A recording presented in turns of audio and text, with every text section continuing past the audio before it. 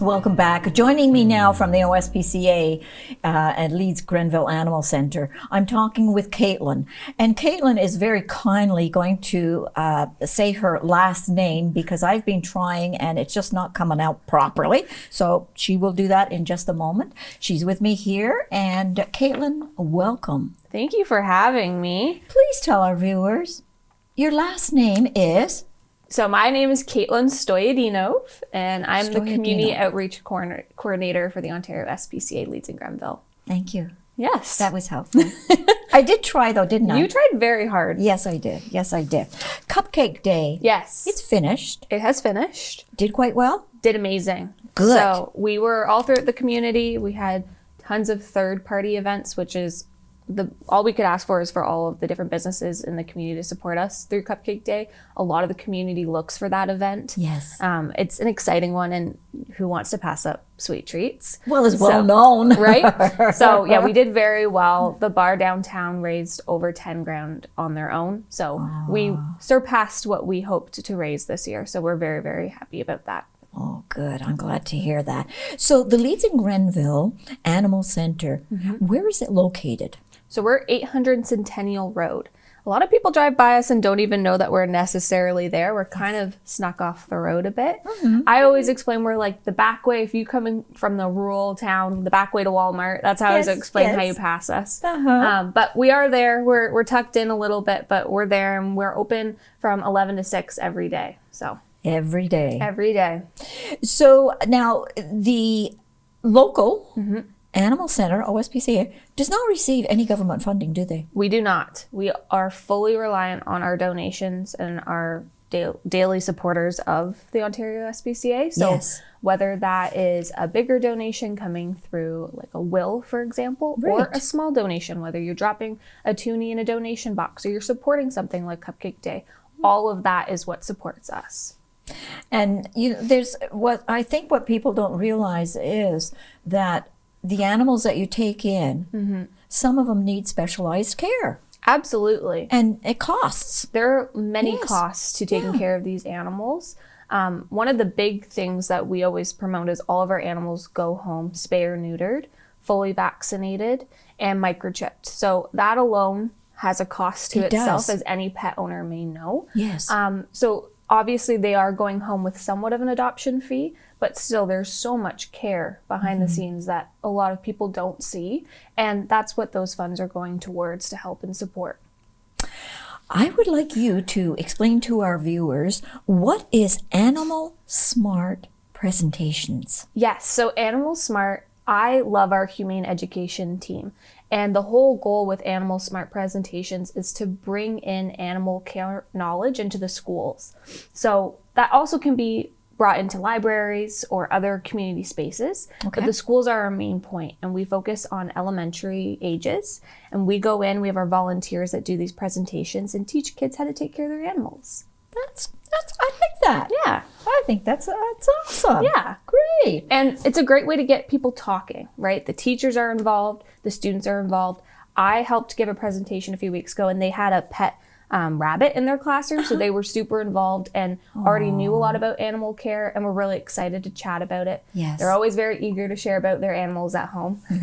Usually I have to turn down a few hands, and I always feel bad because everyone's hands go up to tell me who's at home, what their name is, etc. But it's a really great way to connect with the community, specifically the youth in our community. You're quite right. You're quite right. It's early on, why not? And most people do have families do have pets. Absolutely. So why not?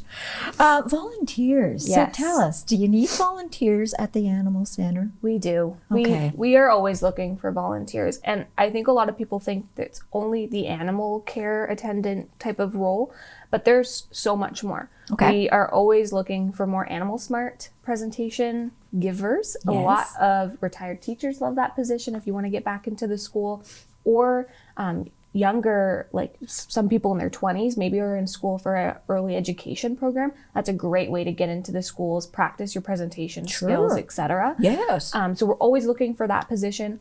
Under my position, I'm always looking for community outreach volunteers. So someone who's going to a booth with me at a local festival, or maybe you're helping run Cupcake Day, or helping me promote the lotto, things like that. Yes. So there's always positions. I always encourage everyone to go to the ontariospca.ca/Leeds Grenville volunteer page. And on there, you can see all the positions that we're looking to fill. What about walkers? Yes, absolutely. Do you need walkers for, like, especially the dogs? Especially the dogs, yes. Yes. So the dog walking, we're really fortunate because we back onto the MacJohnson Wildlife Conservation space. So we kind of have a trail that sneaks into there, and we're able to go kind of on a nice big walk for these animals, one that is fully away from the busy road and fully enriched for them to just like be out in the wildlife and have fun. So we are always also looking for dog walkers. Good.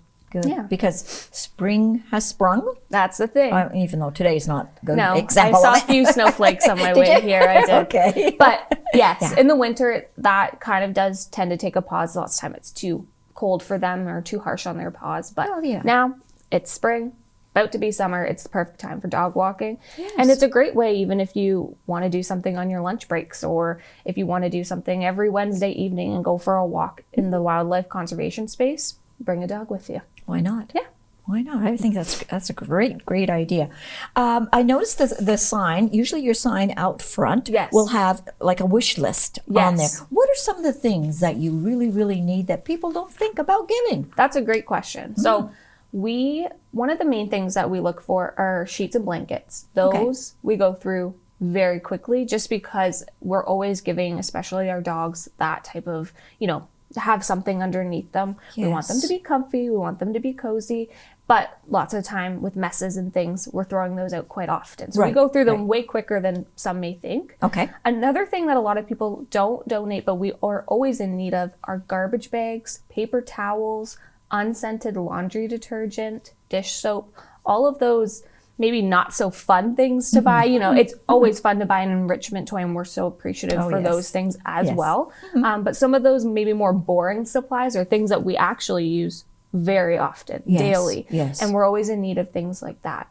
Okay. Yeah. What's the most unusual animal that you have taken in at the animal center? Can you think?